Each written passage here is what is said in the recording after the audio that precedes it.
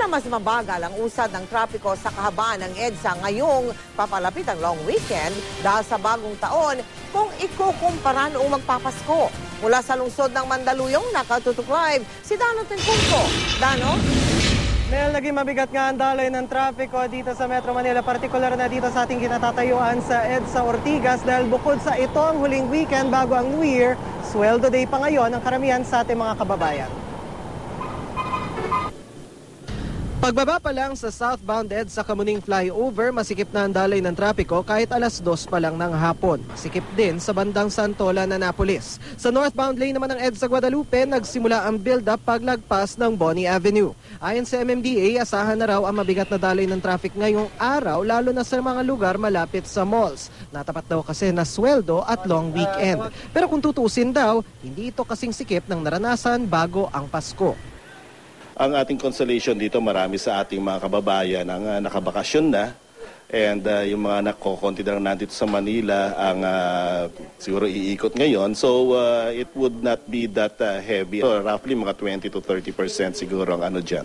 Ang wala sa daan natin ngayon, wala yung mga estudyante, wala yung mga nagbakasyon, wala yung mga nag-leave. Bukod sa malapit sa mall, sinaasahan raw ng MMDA na magkakaroon din ng choke point sa gawing Cubao at Pasay Taft dahil sa mga bus terminal. Gayon din sa ilang bahagi ng EDSA na malapit sa palengke tulad ng EDSA Balintawak. Ang hinahabol ng mga tao ngayon sa Filipino culture natin ay mamili ng mga prutas for the New Year. And yung mga iniihaw nila, yung mga pinaghahandaan nila para sa pagganda sa bagong taon, usually marketplaces talagang pinupuntahan. Pero traffic man o hindi, marami tayong mga kababayan na sumweldo ngayon ang mamimili para sa mga pahabol na pangregalo at pang medianoche. Ang iba naman, nag-shopping na gamit ang napamaskuhan. I think this is the best time for us para lumabas na rin kaagad para mamili-mamili. Kahit patindi ang traffic.